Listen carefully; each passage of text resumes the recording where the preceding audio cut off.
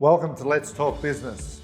I'm your host, James Price. This podcast has been designed to address business pain points, often neglected, but if dealt with correctly, can really enhance business value and performance. I've had over 30 years experience in business, and I currently own JPO Business Proprietary Limited, a business valuation, advisory and transaction firm. We help private business clients across Australia and internationally grow, change and enhance the value of their businesses. Welcome to Let's Talk Business podcast. I'm your host, James Price. And we're here on episode 6 to talk to two fascinating individuals who are business owners of the Australian College of Professionals, a business based in Sydney that provides professional development and training, both online and face-to-face, to real estate agents, the property sector, and other business clients. Welcome, Rosy and John Sullivan. Lovely to see you. Great to be here, James. Yeah, thanks for joining us, guys. Thanks. I've been really keen to get you two in because, well, sort of a disclaimer, I guess. My listeners get a few disclaimers from time to time, but I've probably had something to do with you guys for almost 2 decades, I think. I think so. Yeah, so you helped me study and get my real estate and business agent's license, and year to year you helped me with compliance to make sure I'm on the straight and narrow in terms of the state legislation and practices, yeah? That's our gig. That's your gig, yeah. It is. So talking about your gig, maybe that's where we start, right? I'd just like to understand, when you're going up the elevator and you're telling someone that doesn't know about your business, what is Australian College of Professionals? I guess the quick lift definition is we're a registered training organisation that offers qualification training to get people licensed and registered in the property industry, in mortgage broking and in management. So we're property finance business. And they sort of, people who don't understand that look at you and you say, we're like TAFE, registered the same way but better. So and private. Yeah. So there's that definition. People then get what it is that we do. Yeah. So, and focused in New South Wales or broader than that? We're physically located in New South Wales, obviously in Sydney. Yeah. But we train nationwide. Yeah. Okay. So, and obviously being online, we have students, not many, but students that do study from overseas before they come to Australia to take on a property or finance role. Right. And how long has this business been going? We started about November 2003. 2003 we started, yeah, I'm just trying to think. It's so long ago now. So we started, we're up for our 20th year, our 20th birthday in October this year. Yeah. Wow. So we're going to celebrate, hopefully. Yeah. Well, you should celebrate. That's right. That's right. I booked the venue. Yeah. And what was the sort of catalyst for that starting? Like, how did help us? How did you sort of suddenly get to the point of saying, right, we're going to start this business? It was an interesting transition. I was working in government in the health and allied community services sector. From a policy and training perspective always. I'd been in that angle. Yep. John was in banking and finance. That's a barbecue discussion, isn't it? It is. I've 22 years in working through the ranks of teller up to branch manager, commercial managers, and finally decided to get out and started my own little business and helping people run their finances and doing a bit of mortgage breaking, and then it all started from there. Well, it did, because you had a client that was setting up a startup in real estate. Trying to set up a startup in real estate and trying to help him, and we just started from there. Met a few interesting people, and we decided to move on from there. And from my angle, this particular person who was setting up his business said to John, we need someone who can write policies and run training. And John was obviously not happy that I had a part-time job. And said, my wife can do that. And then I ended up, and the property industry gets under your skin. Yeah. And, it's interesting, and it's always, and It did. It got under my skin, and I morphed out of the government sector and into and I'd always been in training, so I started using TAFE materials and running training for the people who were coming through with this new business. Yeah. Wasn't happy with it. Wasn't happy with the way the learning outcomes that were coming, because my background is education and psychology, so that's where my skills lie, as opposed to the financial side. Yeah, a bit more cut and dry. Yeah. Notice that grey suit, John. No, sorry. Yeah, exactly right. Don't worry, I've got grey trousers. It's only for you, mate. I have got a banking background, half and half. Yeah. And I just thought that I wasn't happy with that, and I thought, I've set up 2 registered training organisations for government departments. We're going to do one for ourselves, and that was I wanted a different level. I wanted it on an individual basis. I felt that everybody was being treated as everybody had to have the same learning process, but you can't have people with the same learning process. People learn differently. Well, I want to pick up on that. I'd like to go back and talk about the property sector in general and the infectious nature of it, because I think that's interesting. But before we go there, what makes a good trainer? Because I guess at the essence, that's been mostly your career, Rosy particularly, and now obviously the 2 of you in the business. But what's the defining points around a good trainer versus a trainer, so to speak, do you think? I think there's a couple of variables here. One, you're knowledgeable. You know your topic area, but you have the capacity or the willingness to want everybody that's sitting in front of you, be it online or webinars or sitting in a classroom with you, to be better than you ever were. So it's not about, you listen to a lot of I couldn't be a trainer, I couldn't share my secrets. Well, if you can't share absolutely everything that you have about how to make those people in that room or on that computer better than you are, get out. Rosy, you just gave me goosebumps by that.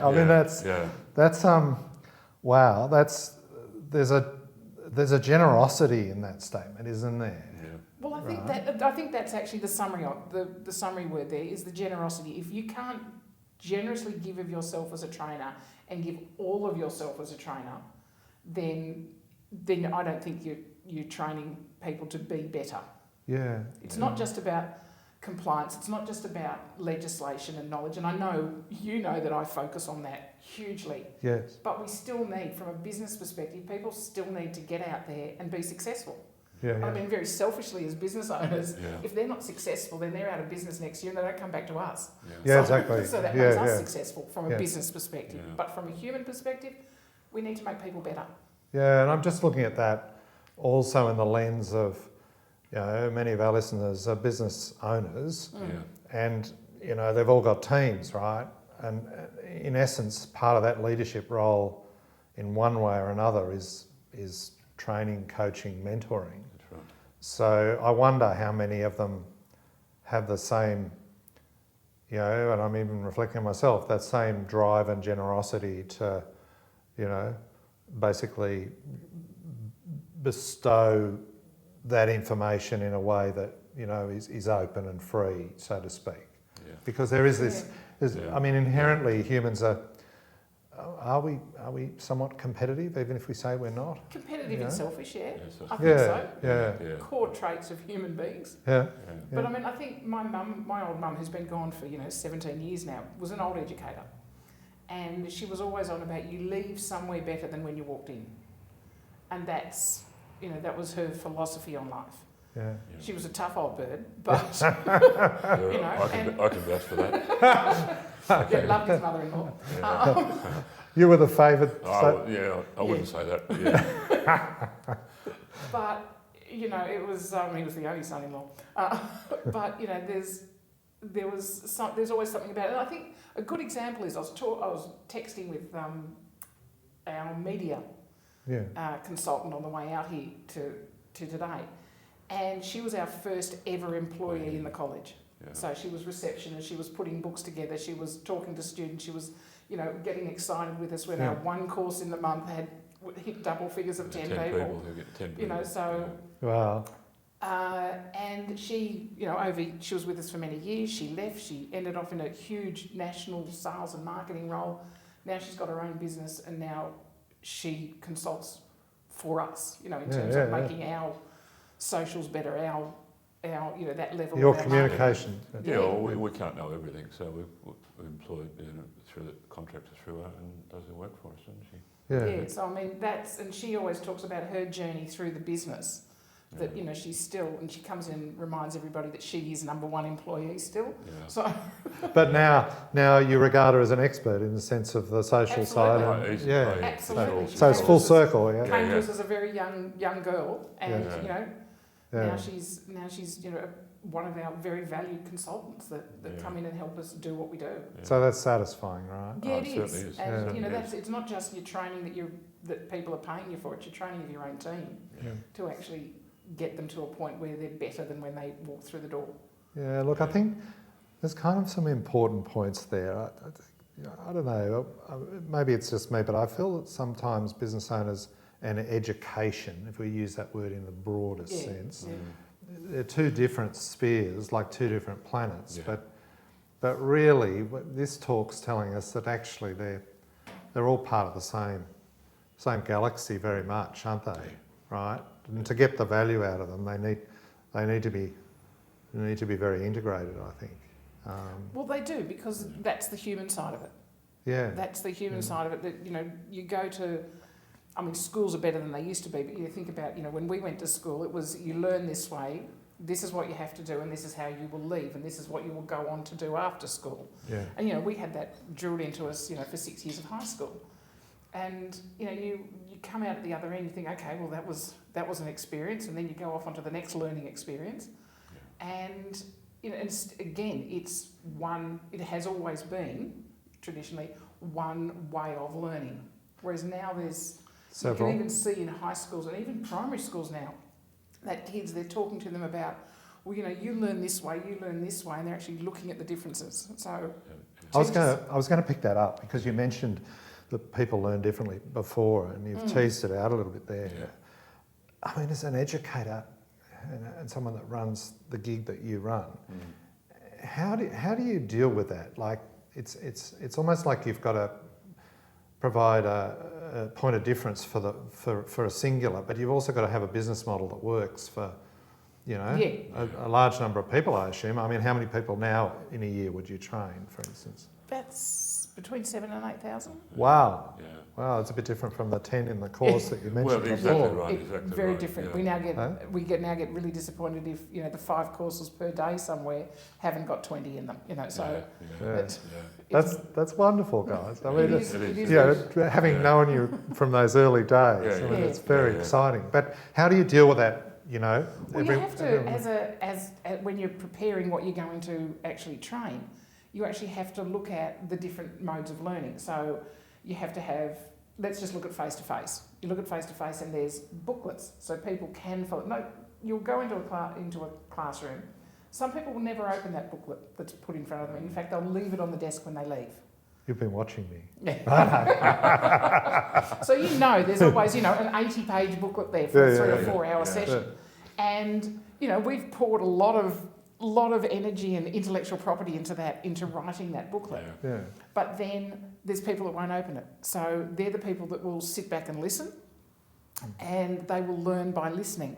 But you have to have some activities in there, because people learn by doing. And if you don't actually give them a story or give them a scenario to actually think through and talk through, then it doesn't go in. So the way the person at the front, who's facilitating it, not necessarily the most knowledgeable person in the room, but the person who's making sure that everybody gets what they need. They've got a booklet to read, and you'll see people who'll go through and they'll highlight it and they'll underline things and they'll do that because they're very visual and they learn that way. There's others that will sit back and you think they're not listening at all, but they actually are, because they'll come out with a question that shows that they've just listened to the whole, the last 20 minutes, and you just think that they were off on another planet or playing on their phone or whatever they were doing, and adult learning. It's fascinating. And then you've got people with their phones and they're doing a deal because they're in property and they're... Yeah. That's right. Yeah, exactly right. Yeah. And you say, look, when you finish the deal, come back in and we're all sharing your commission. Yeah. But, it's the actual work that goes in before you even offer a program that is the we think stands us apart by making sure that we're looking at everybody's needs. Whereas the trainer, that we might have a PowerPoint presentation going for some things, making sure that's not death by PowerPoint. But then you'll have the trainer who's telling scenarios. We'll have legal cases that we're talking about, and then and so people will actually have to be involved in a discussion. And then there's questions. So look, I think that's fascinating. I mean, as a young sort of business person for probably the first 2 decades of my career, I didn't get that. I thought that everyone in a team would respond the same way, and I don't know why that was. That's the way I got a feel for things, and I was maybe younger than some in terms of taking on management roles and missed that, right? And so in my recent later career, I feel like I've had a whole new excitement because I've been able to unlock the hidden talent of people by focusing on individuals and focusing on the team and how it works and gels together. But it's amazing what, as a leader and a business owner, you can do if you do differentiate and understand how those people react differently. But I often reflect back. It's not so much a regret, but it's I would have been able to get a lot more out of my teams had I taken that approach. But I think you've got to be very deliberate, and it takes time. Perhaps it's like rolling off a log for you guys because you're educators, and that's your business. But as a business owner, like now I look at, as you know, we value businesses, and some of the soft bits around team and culture, the really elite businesses for us are the ones that can unlock every inherent strength from each of their individual teams and then gel that to get each of their individuals and then as a team. Because, a lot can be done with process and what have you, but the real innovation comes from that special spark. Well, that starts at recruitment. Well, I think it does, doesn't it? Well, it actually doesn't. It starts with actually analysing your own skills. Yes. And I mean, you introduced us as business owners, and I mean, we are, and people often say, well, how do you work together? I go, well, and the staff have got it sorted. If there's a question about money, about finance, about anything to do with that, they go straight to John. And if it's about anything else, they come to me. And if John says no, they come to me and say, convince him. And she tries to change. She just says yes. Or I just give them the credit card. So, and then I just have to wear that later. But it's about we're running a business. But you look at a general CEO of an organisation. They often feel that they have to have every skill. They have to be able to manage people. They have to be able to look at the bottom line. They have to be able to analyse finances. They have to, the strategy of the company. I think, we've had, and John always reminds, we've had growth every year for 20 years. So we haven't gone backwards in 20 years. Every year, even during the times when we split from a business partner. It was 2 years of period there where we didn't know what was going to happen, whether the business was going to continue. That was early on, John. That was 11 years ago now. 2012. We didn't know what was going to happen. We continued running the business. It was a very stressful time for 2 years for us. We finally came out of it after huge legal fees and payouts and things like that. But ever since then, we know the business is ours. And we've built it and built it and built it. We moved from premises and then to a big premises in the city. We've just doubled the size of it end of last year.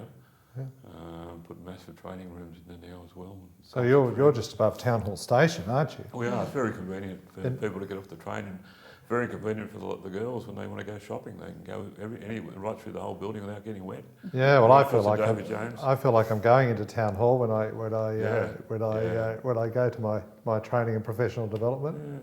Well, we've been in that building right now since 2012. I think we moved 2013. 2013 we moved in there. You've taken over extra space. Yeah, we just took extra space. We just signed another 5-year lease. So everybody else downsized during COVID. We doubled. We doubled our space.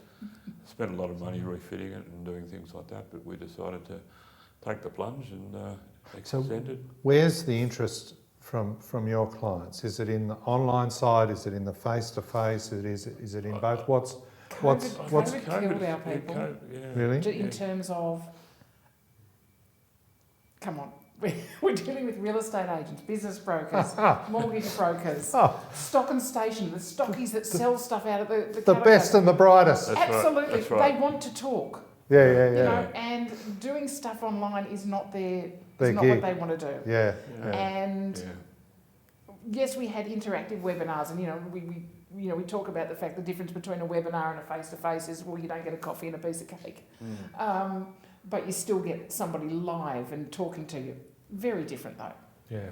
So as soon as all the lockdowns came off in Sydney and everywhere else, the phones went mad again. When are you going face to face? When will you be in Port Macquarie? When will you be in Dubbo? When will you be in even Orange? Great place. So and it was that mad rush at the end of each of the lockdowns of let's get our face to face done. So whilst we were online before COVID, I think our point of difference again is we focus on making sure that there's face to face everywhere across. Yeah, that's interesting, and I mean this is a bit of a biased comment, but part of the face to face I like with my professional development training with yourselves is the networking opportunity, right? The people you meet in the same or similar or adjacent professions, and hearing their war stories and their challenges and how they approach things, I think is kind of therapeutic in a way. And it's you're not alone. But and it's also, I think you made a very important point there before, Rosie, about as a CEO or a business owner or a leader, we do put a high bar on ourselves because we think to ourselves, well, we've got to be good at all those things. If we don't tick those boxes, we're inadequate. Where that's kind of, I think you're alluding to the fact that's actually the wrong take on the role. Yeah. Well, I mean, I think if either of us had to do it all, I don't think either of us would be successful at it. You couldn't manage. Whereas as a team, I don't touch the finances. I want to know the bottom line. But that's all I want to know. If your letter involved in the finances, would there be a mess? A train? I'm not sure that we'd have a business. Probably wouldn't too much money left. But we manage quite well. The business is strong. We've got good staff, good team. But you delineate your responsibilities, right? So, but is it as simple as front of house and back of house, or it's more finance and administration versus how does it? I'd probably do more finance, administration, all the compliance with the BAS statements and payroll taxes and insurances, filling out policy and things like that is the main role I've got. I still occasionally run training courses and marking assessments and things like that as well. Do you, John? And Rosie and I, we don't sleep. We're in the office every morning at 5 a.m. I think last night we got home at 10:30. You do that because you have to or because you like to? Bit of both. Bit of both, I think. We'd like to get in early and get a lot of work done before the staff start arriving, and they're coming in at 8 o'clock. But we try and get a lot of work done before they arrive, and I can get a lot of the financial stuff done because we know on a daily basis what money we've got, what money is owing to us, and things like that. And we've got a great team. We went out with a lady last night, and she was telling us some of the problems they're having with their staff. And I thought, geez, we've got no problems compared to what some of these other businesses have got. Does the team serve you, or do you serve the team? Good question. Don't know that we've got an answer to that because I think it changes on what's happening. And so when there's a change happening within the team in terms of there's role changes, there's new people coming in, and there's always that little bit of where's this fit? Or we're adding in new products, and they sort of look at you as if, why are we doing this? And are you absolutely crazy? Or you bring in a big new client, They go, how are we going to deal with that? And until you put the processes in for them, there's that sort of, the team's running you because you're, and our senior managers are putting those processes in and training people. And then once it's in, it's running itself. Yeah. So, they're in control of each of their own little areas. Yeah, but I think that, I don't know. It does. It changes depending on... And maybe it should, I don't think there's any right or wrong. I think, just being open to that. You read all your articles on you working on your business instead of in your business. And I think sometimes you can be so on your business that you forget what's in your business. Yeah. So, if you're not actually out there seeing what's going on, and no, I don't do nearly as much training as I used to, but I still do some, and I still go into some of the bigger corporates, and also because they're a little bit more difficult because they have specific needs. Yeah. But I think if you forget what you're doing and you're just managing or just being a CEO and a financial controlling of that, then I think sometimes you'll forget what you're there for. Yeah, and I wonder also, does your team become kind of, do they feel like you're a bit removed? In other words, if you can stand in the same trench as them, there's an element of credibility there, I think, isn't there? Yeah, and particularly, in our busy period from Christmas to March, when every real estate and property agent wants to do their professional development before the cut-off date of the 23rd of March. Yeah. When they see you out there picking up the phones and talking to clients and enrolling somebody and, going through the process and picking up assessments and talking to students and saying, no, have a look at this question or look at this, you're looking at it in the wrong way. They go, oh yeah, they actually do know what they're talking about. Yeah. So they actually see you, and I always make a point of when the phones are busy, you walk past, you pick up a phone. Yeah. And so you're part of the team. Yeah. Yeah. Well, if you don't do it all the time, and they know, no, not to expect just I'll leave the phone and hopefully she'll pick it up. I listened to you describe your role. The word I thought about is focus, right? Yeah. Like I think as individuals we're a lot better if we can focus on stuff, right? I think you're right. And I've always been in finance, in banking. I was in finance doing loan applications and approving loans and things like that. It's just a different role. Just now it's your business. You're in control of it, and you've got to make sure you've got 30 odd staff, including contractors, to pay, and you've got to make sure you've got the money to pay their wages, pay their salaries, pay all the bills as well. So you've got to make sure that the enrolments are coming in, so you can actually do that. Because at 30 people, plus you probably add another 30 onto that for their families that you're supporting as well. It's significant, right? Isn't it? Yeah. Like, if you reflect back to your banking and finance days, and I've got some empathy for you because I've had a few of those days myself. Yeah. What was it the money management aspect that you really got from those days that you utilised most, do you think, or were there other things, John? I think watching people when I was doing loans, watching people struggling to pay the loans and things like that as well, to make sure you had money. Yeah. Because I was brought up, my parents did have a lot of money, and we whilst they provided for us and provided very well. Yeah. My mother didn't work. My father worked. He was supporting 5 kids. Yeah. And private schools and things like that as well. And by looking at that, but by running the business, a lot of people in my banking days. I remember you used to ask people for copies of their finances, and it used to be in the old shoebox in those days. Yes, the shoebox. I recall that. They take it down to their accountant, and end of December or something to get the tax returns done. Yeah. And they had no idea what was going on.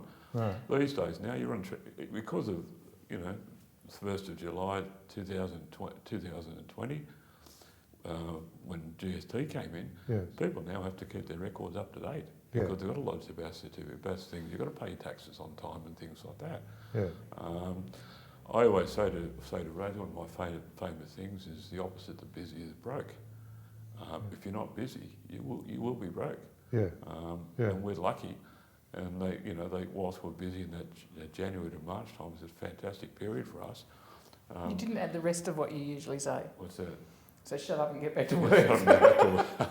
If I say, we're so busy. I was trying to be polite, but we probably, Don't complain. That's it.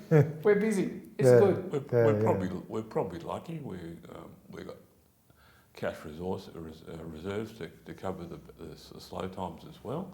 I always say when I was in the bank, I used to tell people when they're starting up their own business, you need enough money in the bank to cover between 3 and 6 months of your expenses to cover the bad times. Yeah. So if your expenses are $300,000 a month, you need $900,000 at least a minimum in your bank to cover that slow period of time. Why don't you think some small businesses heed that advice? Why is it? I think people see money in the bank and they've got to spend it. Yeah. I know quite a few people who rather they don't pay their bills, don't pay their staff, don't pay their superannuation. But they make sure they pay themselves all the time, and there's no money to pay all the other bills. Then they scream, "Paul, they've got no money." So you're hinting at a sort of a longer term horizon, though, aren't you? No, I think so. Yeah, for sure. I mean, when you're a startup, sometimes there's not enough business. We had 10 people coming to a course, and that was, there were, you had to have other streams of income, that you were looking at rather than just that. Yeah. So. When we started in 2003, when we got to GFC in 2008, and we just sold our home 6 weeks before GFC. Yeah. Thank you. It was very much, what's going to happen here? Are we going to still have a business at the end of this? Yeah. I do remember calling all the staff together and sat down and spoke about that. We had no idea what the GFC was going to happen to us, and we said that to our staff. We don't know what effect it's going to have on our business. And what was that discussion like? How did they react? I think they accepted what we said, but they didn't know what GFC meant either. No. That was the problem. Nobody knew what was going to happen. But it's interesting that you chose to actually have that discussion with them, right? Yeah. What were you thinking, John? I mean, and Rosie, why did you? Why was that important? Do you think to share that with them? I think to just let them know that they still had a job, but we didn't know what was going to happen. We couldn't guarantee that continuing on. But it was the uncertainty and and the same thing happened during COVID came in. Nobody knew what was going to happen with COVID as well. Because we all sent all staff to home. We had zero enrolments coming in, had zero money coming in, but we got through it. The staff did quite well. Worked from home. Some worked better than others, but that's normal. That's the way. But we're lucky. I think we survived it, and Rosy and I went to work every day during COVID into the city and worked. It was pretty lonely. Yes, it was. It was. We were doing the admin, we were doing the postage and things like that, but had all the staff.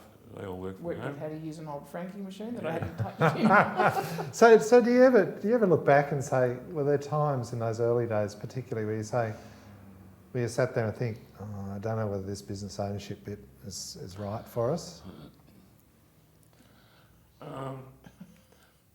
Probably going through the business partner split was hard. That was hard. That was probably one of the harder things we've had. Yeah.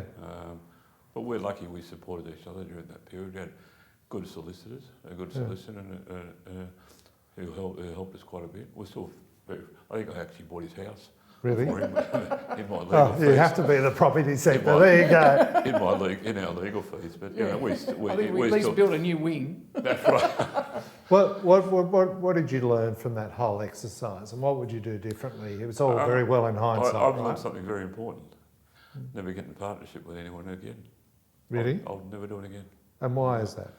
Because of the experience and the hurt, and I think business partners want to go in different directions, and one partner's working longer hours than the other partner, and one partner wants to take more money than the other partner, and all this so the expectations sort of drive people apart. I think so. Yeah. Because of competing interests. Yeah. We're actually giving advice to a family member recently, and she was talking about moving from a paid employment into her own business ultimately. Yeah.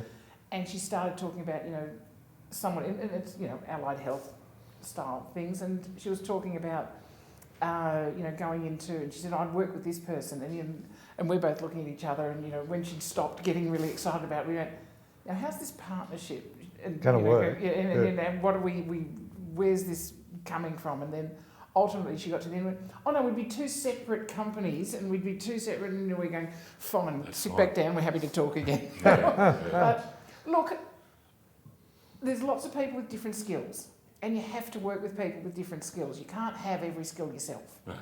And we get that. It's just a matter of, when you are in a partnership, you have to be very clear about, I think, defining the roles, and that's something we didn't do right at the beginning. No. Yes. And we didn't have a partnership agreement, which, we know in, that wonderful thing called hindsight, is the wrong thing. Yeah. And really a partnership agreement is about what happens when you split up. It's like an employment agreement. Nobody reads an employment agreement. Yeah, got a new job, sign away. An employment agreement, I think, should be called a termination agreement, because that's the first time. Because that's when you use it. That's when you use it. In a nice way. Yeah. But that's where it should be. So a partnership agreement should be about what happens when these are the boundaries, this is the framework, and of course it can be a living document. As you grow or you don't grow, it can change. And I think that's what we've, in advice that we give, we talk to a lot of, particularly property agents, who often go into partnerships. Yes. And you can't tell everyone, for us, there would never be a partnership, other than ours. Other than yours. And she owns my soul anyway, mate. Oh dear, so there's nothing you can do. No agreement will fix that. I used to say to John's mum, and both our mothers have been gone 17 years, but I used to say she gave me good raw material. I still had work to do in terms of training, but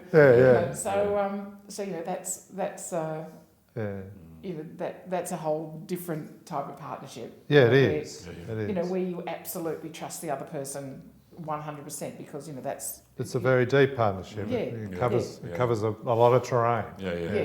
And we've been together 40 years, so worked together 20 of those. You know strengths and weaknesses. Yeah, we do. Has he got any weaknesses? A banker wouldn't have. Oh, she'll have a list of them, mate. Hang on. It's pretty long, I reckon. She's about adding to it daily, I think. But people say, how do we work together? How do we? Yeah. We got two separate offices, and sometimes I won't see her for a couple of hours. I'll stick my head in the door and ask her if she wants some lunch. Yeah. That's probably, That's about it. That's about it. And then we drive to work together, we drive home, and that's it. Do you talk business at home? Sometimes. Yeah. Sometimes. Depends. Yeah. But it sounds like you know your territories. Pretty much.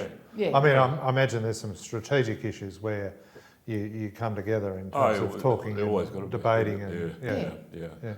Or just getting information. I need to make a decision about something. Well, I need to know how much did that cost us last year? How much did we charge that person last year in terms of putting together a proposal for somebody, somebody new? And I go, okay, well, we charged that. We did this. This is what Yeah. And I get all of those figures before I can actually go and put all the fancy words around it. Yeah, good. Yeah. So, and John will give me 5 lines, and it turns into 17 pages. So. But that's what it's what the client wants. They want the summary of what of numbers of what they're getting. And bottom line things. I think it's hard, right? There's a lot of successful businesses with partnerships, business partnerships, and business and life partnerships, and there's others that are torn apart as a result of partnerships. Certainly from a valuation and advisory perspective and to a transaction level, I see some of the worst and best of that, and I think it's instructive, somehow you've got to have the fortitude to at least map out the territory in advance, but mostly it's not done. It's not done. Because it's hard. No. It's actually hard to say, because, like any relationship, we're all in love at the start of it. Correct. And, whatever type of love that is, we're all in love. So you don't want to talk about when you break up. No, it's the last thing. It's like, negative. it's like doing a prenup, really. Yeah. That's true. And you don't want to, like, we were out to dinner with, there were 3 couples, and, you know, we run a college, another couple run a law firm, another couple run a real estate agency, a big real estate agency, you know, a law firm that specialises in property. And so, you know, we all, you know, work together, you know, on different things. And we're actually talking about the fact that we all work with our life partners. And, you know, it was an interesting discussion to, you know, how often do you see them? And it was the same sort of story. They don't see each other very much during the day. So it's not, they're not in each other's pockets, and I think that's part of... Well, and there's a great, you know, there must be inherently, and maybe I'm taking it too far, but I think, well, you guys have a perspective because of your own situation, but there must be a massive level of trust, right?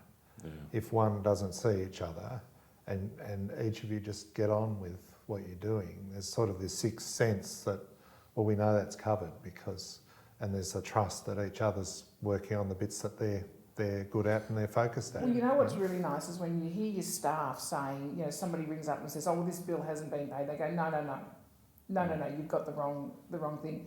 Every bill of ours is paid on time. So, you know, they have that knowledge that he won't pay early, he won't pay late. You know, it's always done on time. And, you know, they have that knowledge that, no, we would never, ACOP would never have an outstanding bill on anything. But that's delightful, right? Unless I'd forgotten to send it to John. They probably know that too. Well, exactly. They do. You know. But that's, I mean, that's where them on the phone. No, that has been done. So, you know, there's that, not only do I have that trust that that's been done, our whole team does. But to me, that's a valuable culture, right? Because it's about each of the team having each other's back. Yes. And not many businesses can boast that sort of culture, in my experience, right? I think that's back to that recruitment issue of they hire all of the same type of person because it's easy, because everybody gets on. Whereas if you're hiring people with this skill set and that skill set and that skill set, it's actually a job for that supervisor of that team to actually bring all of those skill sets together, because they're quite different people. And you look at personality profiling of, you know, many different types of personality profiles out there. And, you know, looking at people's strengths and weaknesses in each of their personalities and bringing that together is a tough gig for a manager. But it's a rewarding gig if they're prepared. They're prepared as a manager and leader to go that far. But I think that's also about talking about it, going, you know, identifying to your team that, well, you have this skill, and, you know, they feel good about that, they've got a skill, but you're not very good at that. But they are. In fact, you're crap at that. That's right. And, exactly, you know, right. But not persecuting them. I think No, and we talk about that in ourselves, and our senior managers go, well, I'm not going to touch that because that's not where my skills are. And so we talk a lot about people's skill sets. But if you've got that level of openness, it's a really good start, isn't it? It is. I mean, not everybody's prepared to be open.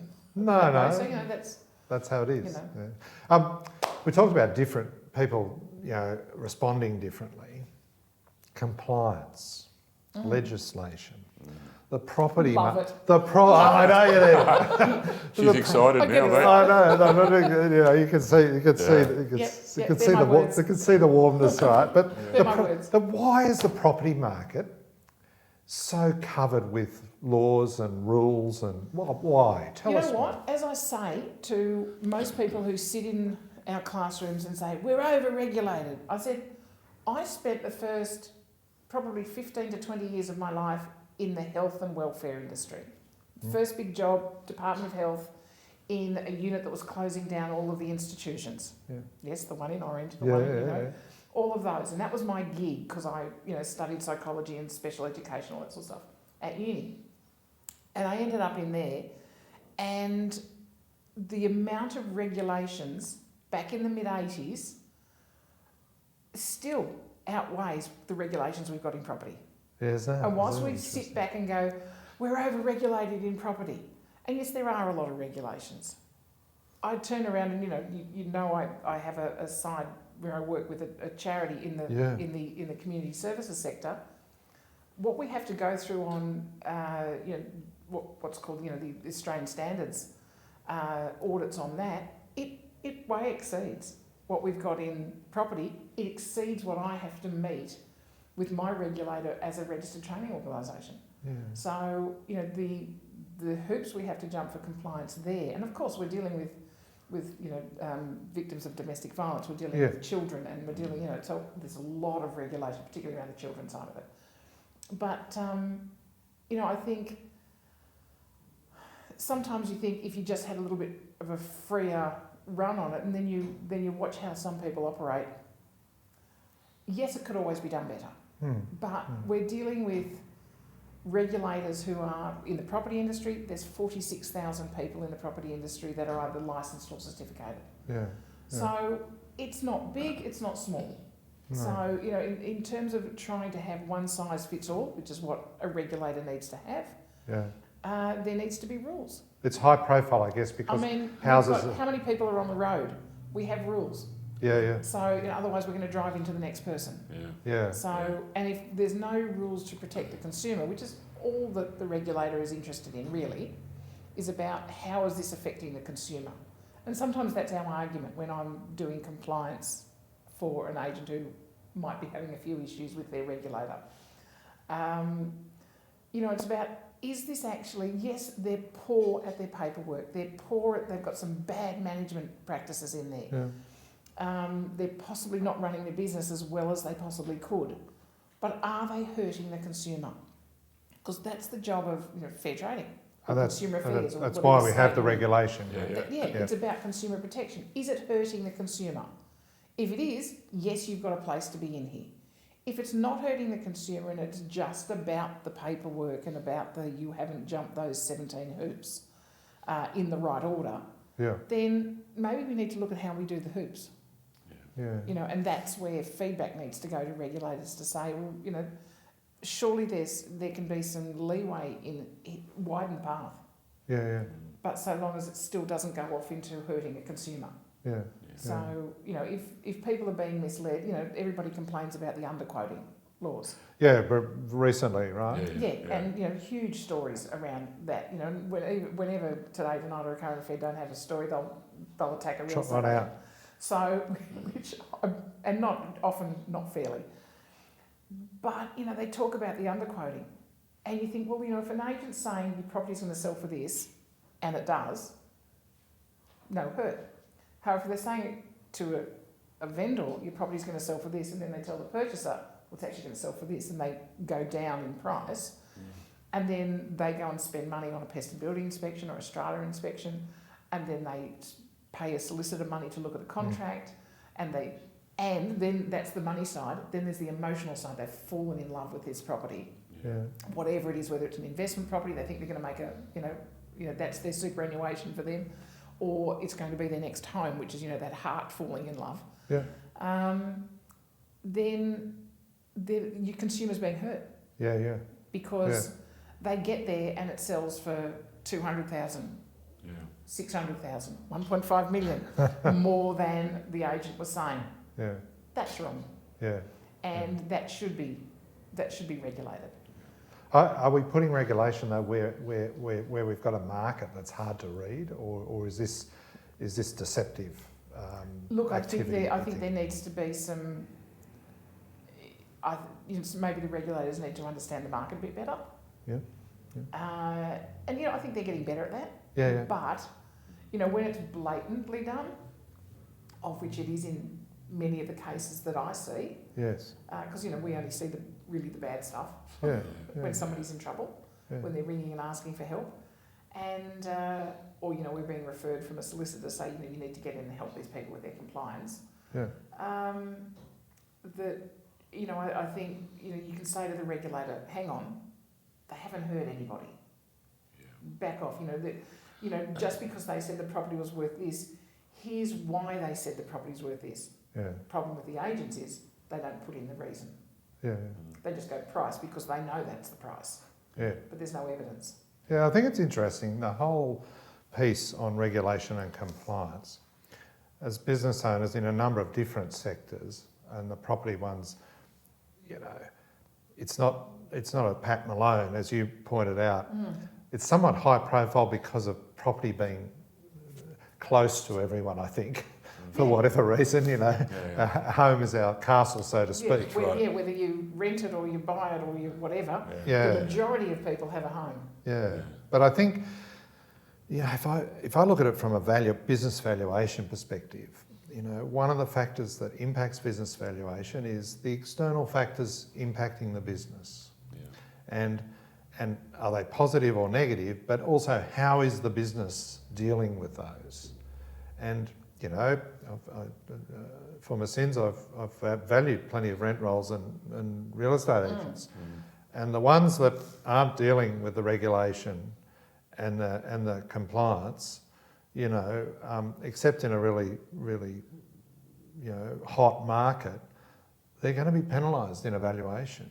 And it's not just in sort of ticking the boxes in terms of the rules, but I find it, when I look at a property portfolio in a valuation sense, it's a health factor, because underlying the compliance, the hard rules, there's a whole lot of business practice things that are just common sense if you want to run a good, solid business. That's right. Yeah. Sorry, I'm selling one of your courses here, but do you know what I mean? Like it's $3.99. You can have it. Absolutely. You've got a paid commercial. But I think as a business owner, we're sort of free spirit entrepreneurial people to a degree, and sometimes regulation gets a hard no with us. Just consciously, even though we know we've got to comply. Yeah. But I think there's another way of looking at it, right? But then we're no different. We're regulated by Commonwealth Education, which is the Australian Skills Quality Authority. So we have to meet, the regulations we have in there. People sit in, agents sit in class and go, we've got to keep records for 3 years, and I go, shut up. We've got to keep records for 30. Yeah. So let's not make comparisons here. Yeah.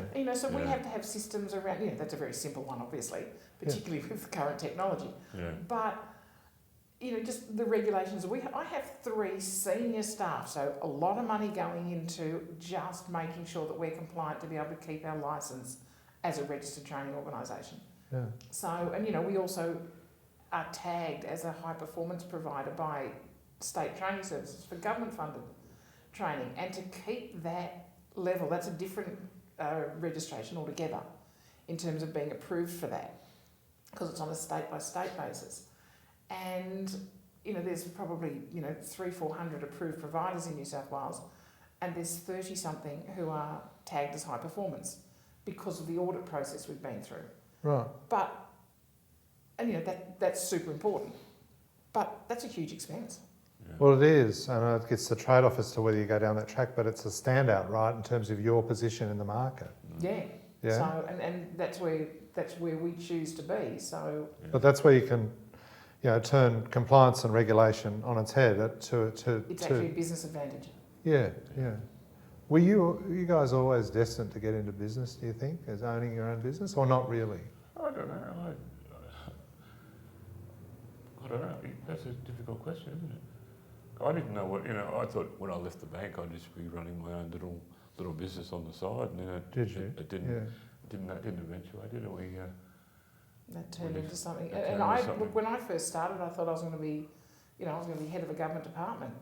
By the time I, got somewhere, but I tended to speak out a little bit and had to leave government employment. I actually thought I'd be working in the bank until I was 55, and that was my retirement age, mate. That's not going to happen now. I was going to retire at I think 65. I've been now told that's going to be longer, but now COVID, I think the retirement age is about 80 now. Everyone's got to recoup the value of their businesses lost during COVID. So, that's just it's life. In talking to you, I don't get a feeling that you're up for retirement anytime soon. Well, I had one of the regulators from Fair Trading actually say to me the other day. He said, "What's your future with the business?" And I thought, "Oh, that's a bit cheeky." I mean, I know him quite well, but I said, "Look, I haven't finished with it yet," and I think I've said that to you before. Yeah. I don't think I've finished with this beast yet. Yeah. And some days you think you have. But, the majority of the time, we're still coming up with new ideas of what to add in next. That's where cool, to- right? where to So there's a next burning fire there. Yeah. Hey? And at the end of the day, we're involved in a lot of other things outside of business, and probably would like some more time to get into that more, and get more involved in a couple of those sectors of what we're interested in. I want to talk about those because you are involved in a couple of interesting activities, charities, I think. Could you do you want to share us what you do and why you do that? And we kind of sort of own one each, in terms of I think it's our heart now. I think the one in Cambodia takes both of our hearts and souls. Because it's just so. Yeah. So what happens in Cambodia, and what do you do over there? We got involved with a charity called Cambodian Children's Fund, run by an Scott Neeson, who was the vice president. No, he was president. President of the 20th Century Fox Film Studio. Right. Small job. Just a little sideline, really. He was over in Cambodia in Siem Reap when they were making Tomb Raider. And his mother asked him to go down to Phnom Penh and visit a friend of his. And he got involved. He then saw a kid was very sick on the side of a rubbish tip, and she had typhoid. Yeah, typhoid. Right. And it's going to cost him $20 to help her get a service. So he said, well, what can $100 do? So he then went back to, put money into another charity. Didn't like the way they were spending the money because a lot of it went to admin fees. Right. So he decided he'd move to Cambodia. He sold up his house, his car, gave up his job. Really? It was at the time they actually thought he was going to Sony Pictures. He was jumping ship, but in essence he was actually moving to Cambodia. Wow. I think his line is always, it's I sold the house, the car, the boats, got rid of the dogs, got rid of the girlfriend, still miss the dogs. I went to Cambodia. Yeah. He was going to give himself 10 years. Oh, less. But he's been there for 15 years. So did he start the charity? He started the charity up, and right. He's got worth about 2,000 kids through the school there at the moment. And is there one school or several schools? Several different schools. There's about 8 schools now. Yeah. One of them is a STEM focused. Yeah. And the hierarchy of Cambodia want their children to go there because it's so successful. Wow. Yeah. But of course, and he always says, have your kids lived on the streets for all of their lives? If not, they don't get a Guernsey here. They don't come in here. Yeah. But it's actually backed by Velcro. Wow. The Cripps family that own Velcro are just Melbourne-based. Phenomenal family. Saw the story about this on Australian Story. Yeah. They've done a couple of stories about Scott on Australian Story. And we got in because a friend went there and started talking, because part of CCF is they run a child protection unit. Right. Yeah. Right. And that's all ex-Aussie federal coppers. Yeah. Basically is that right? Yeah. And our friend, likes the odd beer or two, and was sitting in a bar in Phnom Penh and met these Aussies, and so he got involved, so we got involved in it. So we decided we'd go over there, packed the bags, went over there for a week or so, and visited around, had a look around, and saw what was actually going on around the school and the kids. And the kids, they live in absolute slums. Yeah. But they're all happy, running around the streets, all smiling, all happy. They don't know any different. That's the problem. And all they want to do is learn. Yeah. Because they see that's their ticket out. Yeah. You walk around 10 o'clock at night, and the kids are teaching other kids. So what difference are you guys having over there, do you think? Well, and being involved? I think our dollars make a difference. Your dollars make a difference. Yeah, our dollars make a difference. As Scott has said to us on a number of times, we've got to know him very well now. And of course, I have a habit of maybe over-talking and asking a lot of questions. No. Yeah. I wouldn't have said that. I wouldn't have said that, would you? No, not at all, not at all. So perhaps I'm now on the board of CCF. So, and John's more involved with the child protection unit in their management and going through there. But yes, and Scott says we don't want everybody to come over here and build buildings and volunteer their time. He said we need some dollars. Yeah. We need people to stay back where they are, have jobs that can make some money and send it to us. Yeah, nice. And you sponsor kids, and that's part of when we went over at Christmas time, we had 3 sponsored children, and we came home and we've now got 6. We've got 6 now. Wow. We've got another We ended up with some twins. And You've got a growing business and a growing family. Well, yes. There's one little girl, and this is what does it for you. We were walking around at night with Scott around this poor area around where the old rubbish tip used to be, and they're living in absolute squalor. Like this room that we're sitting in now, double the size of, probably a quarter of this would be the size of what they have up and down. Yeah. Walk 10 minutes to get any water, and it's dirty anyway. There's no showers, no bath. There's no hot water. There's no, there's the toilets are.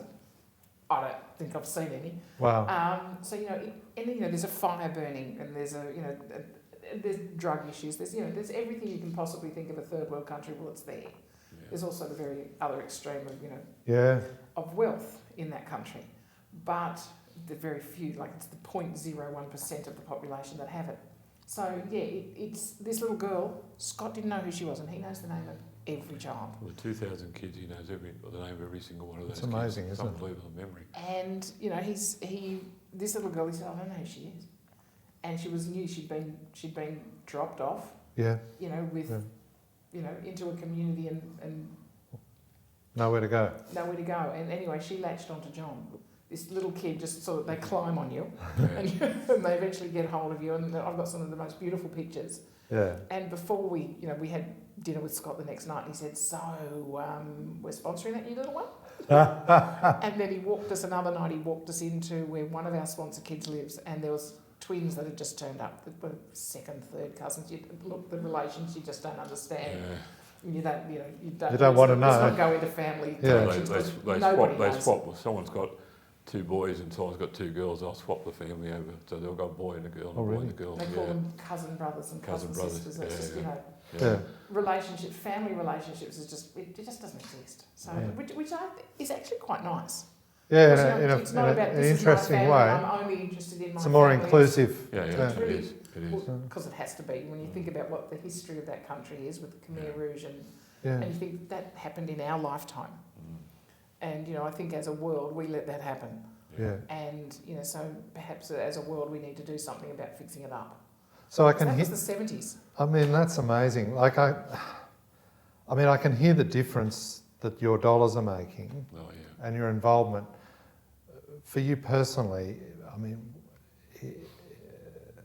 what does it do for your soul? Like, is that the difference it's doing for you? I think it's our escape, isn't it, from work? I think going over there, and spending a week over there or 10 days over there, and just going and see our kids, taking our kids out, and see how they've grown and learned. See how because our little one is our youngest one. She was living on the street. I've got a picture of her, and you couldn't recognize. She was so filthy. Yeah. Now she's 16 years old. Looks unbelievable. Yeah. Did you ever think back 20 years ago when you started the business that you'd be doing something like this, guys? Not at all. No. Not at all. No. I mean, we've always assisted in different ways in different things, but this was the last 8 years. Yeah. That we've been involved with this. Is it? And so it's just you actually feel like you're making a difference. Lovely. And it's not. We've got some friends that, they're early 40s, so considerably younger than we are, with 4 little children, and he has a very senior job, well-known person, and he worries about his kids who are, have a life of, they're at fancy restaurants every weekend. They're, staying in fancy resorts all the time. They're, and that's part of his life, and that's their life. And he says, but I worry they're going to grow up entitled, and I said, well, that's part of your job as a parent, mum and dad to balance that, some of that. And he's desperate to get the 4 of. We just need to sort out the timing of school holidays and getting the 4 of those kids over there to see that what life is like, because their view of life is very, very privileged, and that's nothing wrong with that. No, but it's like, unless you've seen it and lived it, as you guys have done over those 8 years, if you had a window into it, it must give you a totally different perspective. Yeah, you look at it and you just broader. see, the kids, they're crying, back here they're crying because they haven't got, what's the new drink that they're all whatever it is. Yeah. The Prime. But, I've got a car boot full, actually. I've got a couple of staff whose kids are desperate for it. So that's I'll sell for a margin. I'm a real estate agent. So that's the discussion you're having with a kid back here, whereas the kid over there doesn't have any shoes, doesn't have any clothes, and gets absolutely beside themselves when you take them shopping and buy them. They just go, well, whatever you want. And we took the three oldest girls shopping, and we went into, I guess, the equivalent of a Myer-ish, and we just went, go for your lives. And I think they bought about 10 items, jeans, tops, jackets, dresses, and I think they got about 8 or 9 items each, and I think it was about $500 US. Wow. And it was just, and they were beside themselves. Yeah. And then it's, they all hold back because they don't want you to spend the money on them. It's lovely, isn't it? And they do that all the time, don't they? And you take them for lunch, and we've learnt this now over the years. The first couple of times, they'd want to go. They all love fried chicken. Yeah, I love it.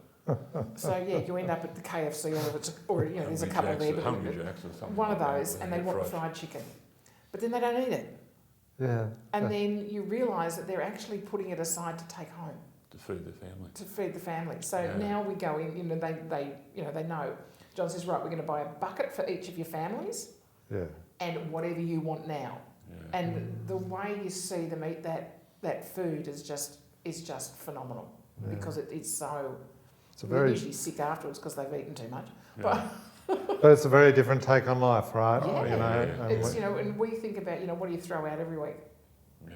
That's right. We take a lot for granted. Yeah. And so you just, and even when you look at all of that, it makes you and they're so happy to see you. Yeah, that's lovely, guys. I thank you for sharing that with us. I mean, I think that's very special that you're involved in that, and you're also involved in a charity closer to home. Yes, that was one of my besties. She's since passed, but she was horrified. She was doing a lot of volunteer work in our local area, and found that on the northern beaches of Sydney we were turning away 300 women who needed crisis accommodation for homelessness on an annual basis. Mm-hmm. And that horrified her. She'd grown up in England. She had a very different childhood from the adulthood that she was having. So she had quite a there was abuse in there. There was a lot of, and she'd left very early and gone to become a nurse. And she and her husband were now extraordinarily well off and able to help out. So she was doing this, and she said, no, this is not good enough. And as her husband still says, you don't say no to Willie. No. And she said, we're going to do something about this. So they put a lot of money on the table to set up what was then the Manly Women's Shelter. Right. We've now changed its name to the Northern Beaches Women's Shelter, so we can sort of align ourselves across the area where we. Well, you've got the demand, unfortunately. And unfortunately, people look at you and go, what do you mean there's homelessness on the Northern Beaches? Yeah. There's homelessness on the Northern... I mean, TV's everywhere. Yeah. And so that's 13 years ago. She, she was setting it up and got me involved, and I think now that she's passed, that if I leave, she will haunt me. So you've got this on your back for good. I think I'm there for good. Yeah. But it's I'm on the board. So, I'm not in there doing the hard work every day. No. There's an amazing team that do that, and they're all social workers and highly trained. And a lot of volunteers as well. And there's a massive group of volunteers that go in there and sort out the food or sort out this or sort out that. But we're not funded. So, it's, looking for, philanthropic donors and foundations and... To make it sustainable, right? Because it's obviously a demand that just... $50,000 a year to run it. Really? Yeah. So, and that means... a lot of, I see my job, governance, yes, but separating people from their wallets. And how many people would it be helping in a year, do you think? In a year, because we're crisis accommodation and into transition, so crisis accommodation is sort of 3 months-ish, some less, some more. Yeah. We're helping probably around about 100 women a year. And I guess it's the families around that, right? Look, I know one lady who I've met through the real estate. She's in an associated service that services the real estate industry, and she came along to a function because I said, "Hey, it's in your backyard. You live on the beaches. Come along, bring your wallet." And halfway through the session, she actually said, "I was a client in your service. Oh wow! 8 years ago." And she said, "I had lost custody of my children. I had lost, everything." Wow! And she said, "Your service put me back together." How did that make you feel, Rosie? Oh, I burst into tears. So as she did.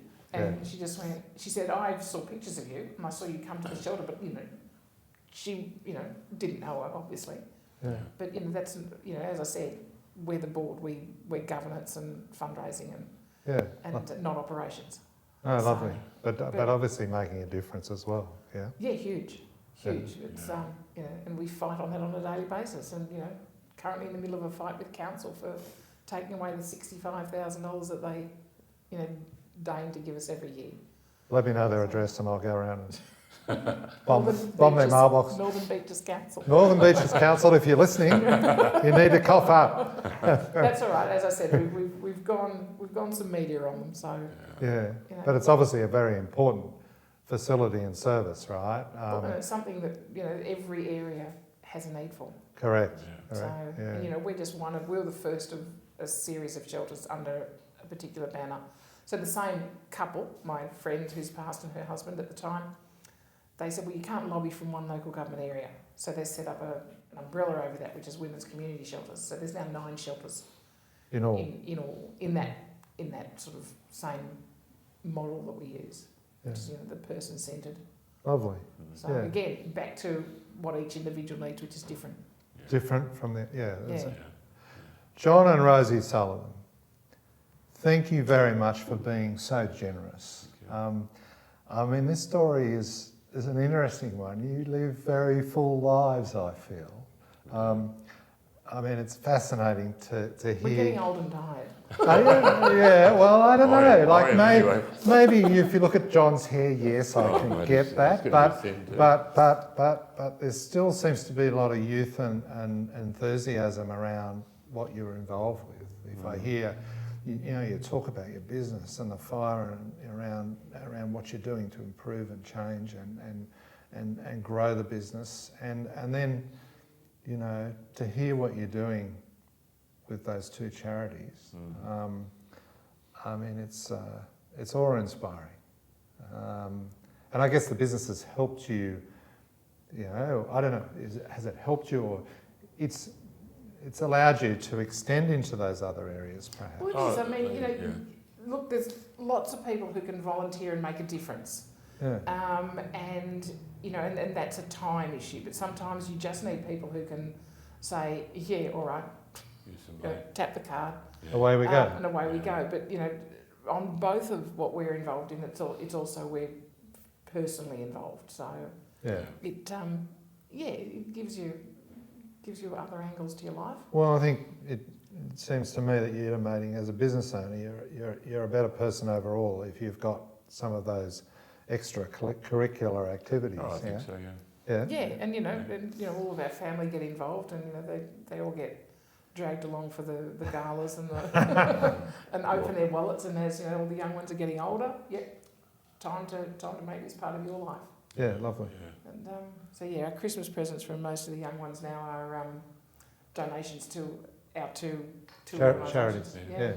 Well done. Yeah. John and Rosy, thank you very much for joining us. Absolutely. Thank you very much for having us. The pleasure's been mine. Thank you. Thank you. Pleasure. So we're very fortunate to have John and Rosy Sullivan here today from Australian College of Professionals, and wow, what an interesting life to date. 20 years or thereabouts in business, and some great insights about training, treating people differently, developing people and teams, but going through the ups and downs of developing a very solid business. And then to hear their journey into 2 important charities, one in Cambodia and one here in Sydney on the Northern Beaches. A very fulfilling journey and some great insights for any business owner. Thanks for tuning in to today's episode. If you enjoyed it, Subscribe to this podcast and follow us on Instagram at JamesC_Price. And if you're up for improving your business, gaining access to knowledge, insights, our team, and consultations, join our online membership portal. Visit jpabusiness.com.au.